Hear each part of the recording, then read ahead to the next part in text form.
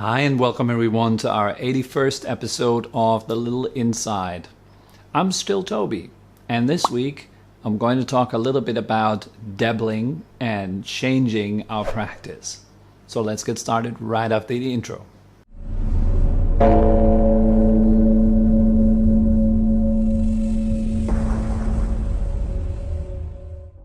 Why is it that most people, even though they meditate diligently with apps and guided meditations, and they're always online reading the newest things about meditation, following teachers that post their videos online and so forth, why is it that these people often feel a sense of not really progressing in their meditation practice? Now, one reason why we do not progress is actually because many of us have the habit of dabbling around and constantly changing our practice. So, for example, we might start out with one teacher and learn in that system for a little while, and then we change the system, we change the teacher, then we read a certain book that inspires us a lot, then we read another book coming from a teacher from a completely different tradition, and it also inspires us a lot. And then with reading all these books and this information that's available online and all that, we might even just hop from retreat to retreat, like retreat hopping, I call that. So you go from retreat to retreat, you do practice after practice, you learn so much things. You would be a person that likes to accumulate information. Very often I find that this is based on the idea that only if I have enough information can I start to practice meditation properly. And that I find is very much at the root of dabbling around. We're not really confident with what we're doing. We're not feeling certain. We don't have a quality of faith. And there's just probably too much information available. It's kind of overwhelming. And everyone says good things, and everyone teaches these amazing, inspiring wisdom teachings. And here I am, like having to choose. I think that's probably what creates all this dabbling and changing practice around and around. That is a big problem, because actually it will keep you from developing a skill properly. You might develop it for a month consistently, slowly getting better at it, and then you change your practice. You dabble, you do something else, you find something better, and then you do that for a while until you find something better, and then you do that for a while until you find something better, and so it goes on and on. And so this week I'm going to dedicate this little video to this obstacle, I will call, of dabbling and constantly changing our practice. But is it always bad to dabble? So what I would do is kind of split this topic of dabbling and changing our practice into two parts. The first one, I would call it skillful dabbling and changing our practice. And the second part would be unskillfully changing and dabbling around. Skillful dabbling and changing our practice. I would consider skillful changing our practice is the quality of evaluation. When you're sitting down and you're doing your meditation practice and you notice, for example, the way I breathe right now is really uncomfortable, then instead of sticking to the technique and kind of biting your teeth into this really, really uncomfortable technique, stressing out about it, it might be very, very wise to change here, to see what would it take to make the breath a bit more comfortable. Because if you cannot enjoy yourself, if you cannot enjoy your breath, you're not going to relax deeply into it. So it's really important to learn that you need to change and adapt during the practice. Another one might be you're sitting there in your quiet room, and all of a sudden outside construction begins, and it's really noisy, really loud, and you feel, oh my God, I can't meditate. Sure, you can't concentrate on the breath anymore, but you can change the way you practice. You can, for example, shift from calm abiding practice to inside meditation, from samatha to vipassana practice. You can change over to observing your reaction to the sound, for example, or letting go of the stress that you build internally around the construction sound.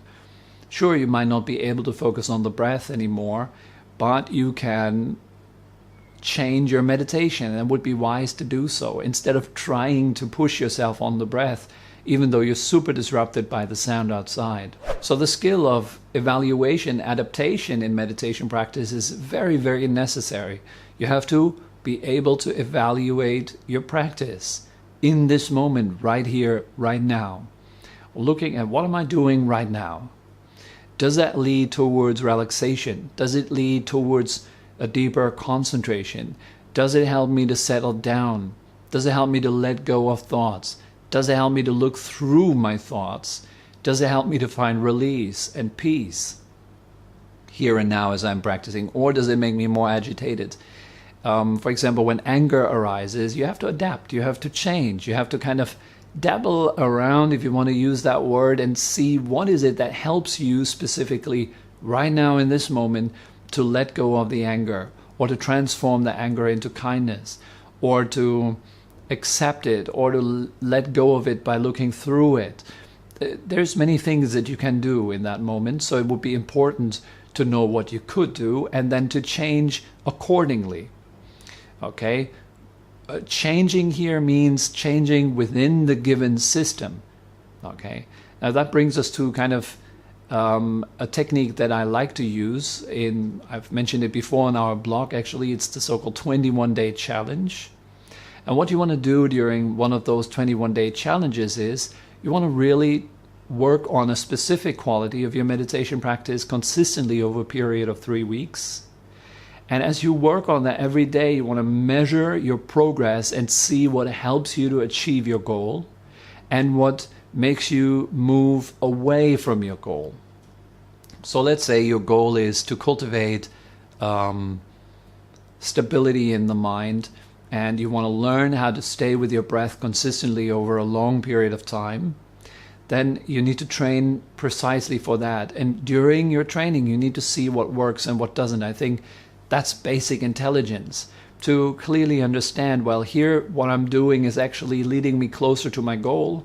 It works, or it doesn't work. Many people keep doing what doesn't work, expecting different results, right? There is this quote or this saying, I think it goes like, doing the same thing, expecting different results is the first sign of insanity, or something like that.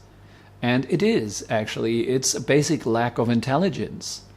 If you, let's say, if you want to be more kind, and day after day passes and you find yourself just being as angry as you were on day one and continuously being angry again and again, then you have to change your method. So you have to maybe visit your teacher, discuss this thing and see what else you can do. And so there is a need for change. We cannot just persist in what doesn't work. So that's important. Here is where change is needed, and it is skillful.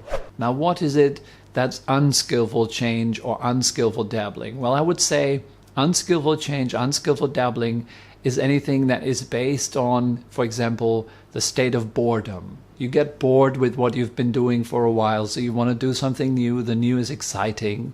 It's nice. What that other teacher says is so much more profound, so much more meaningful. And then you change because you're kind of feeling bored to hear the same old, same old.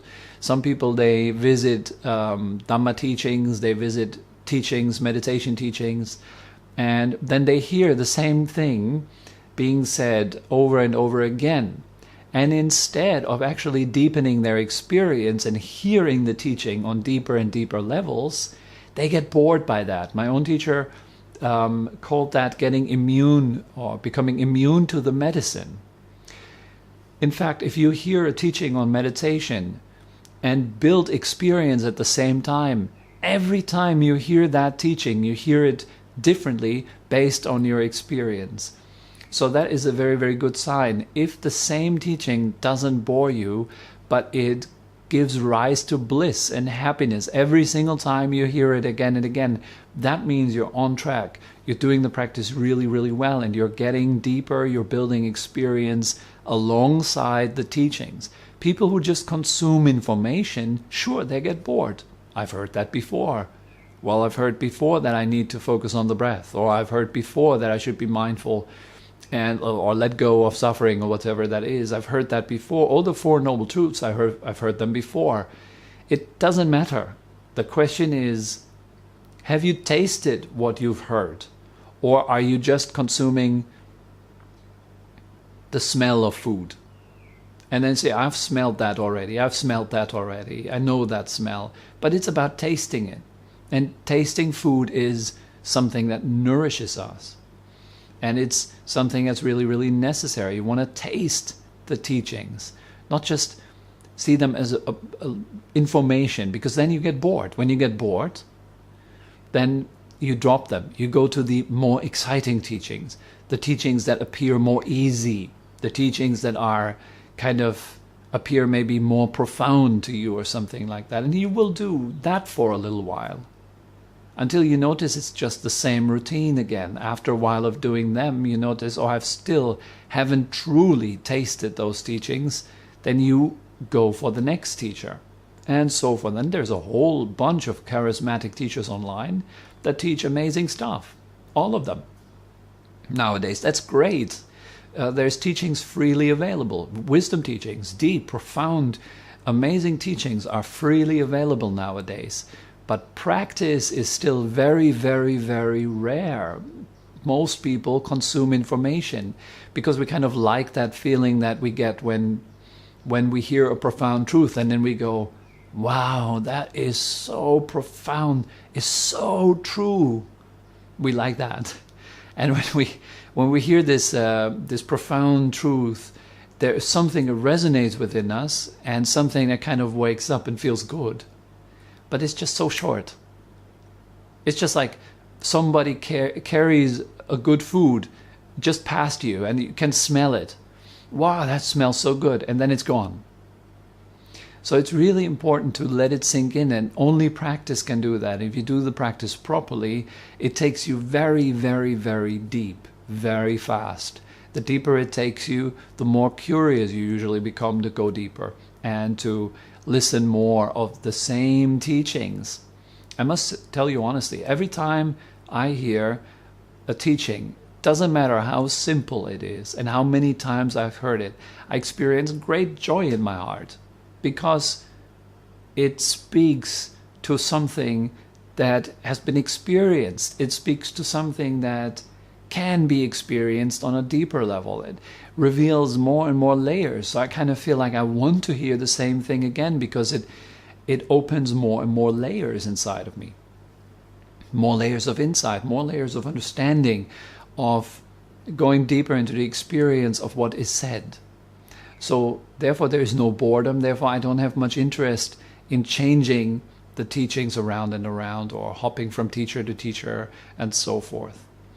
So when you practice well, that need to jump around fades gradually because you start to really see deeply into the beautiful truths that you can experience. When your heart starts to open, when your mind starts to become really, really calm, you lose interest also. There's a sort of dispassion towards the next or something else or more information, another book, another this, another that. But you kind of start to delight more and more in the actual experience of what you could study or how you could change your technique and so forth. This becomes less and less important. So what I would call skillful changing or dabbling is anything that pertains to a traditional meditation method that you learn under the guidance of a qualified spiritual guide, and you learn it so properly, so diligently, so nicely for yourself that you feel curious on how to adapt so that your experience of this meditation practice is as it should be. For example, if the instruction is to seek out relaxation, then you have to learn to adapt and to change, to evaluate yourself, seeing what helps you to enter that state of relaxation. And as usual, what I always say, it is so important to rely on a living, real spiritual guide that knows you as a person, that you can ask questions, that you can exchange experience and information with. You can't do that with a YouTube video. You can't do that with a book. All that a YouTube video can give you is a feeling of being inspired, but it cannot point out your own flaws in your practice. It cannot encourage wholesome change, positive change away from your own preferences towards the actual truth of the practice. Unskillful change and unskillful dabbling here, I would say, is anything that is based on delusion, like boredom or anger or dislike and like preferences and so forth. Following these things, that's not what we're supposed to do. I think following truth is what we're supposed to do when we're on a spiritual path like this. I don't know about your spiritual path that you're on. Maybe it's different things, but the way we handle it here is we follow insight and truth. We follow what is present, what is clearly discernible here and now. Rather than following our own preferences, we learn to follow what is true. And that is quite difficult to do by yourself, because if we do the practice by ourselves, we would surely follow our preferences. And so that leads to all kinds of dabbling and jumping around and not really attaining results. So you want to be sincere towards the actual practice and do it well as it should be done. And you will attain results quite fast if you can take out your own ego of the practice and do it properly as it's supposed to be done. So we come to the end of this episode. I hope it was useful. It's just some of my ideas concerning dabbling and changing our practice. Again, you want to see for yourself how it goes. Are you attaining results on your spiritual path? And are these results in line with what you should be experiencing on that spiritual path, or is it in line with your preferences? Are you dabbling a lot? Are you attaining results? Feel free to share. Just write it down in the comment section below. Maybe you have some really valuable tips that you could share with us, and let us know how to practice in a better, more efficient way. So I hope that this helps as usual, and wish all of you a wonderful next week. See you next Wednesday. Bye-bye.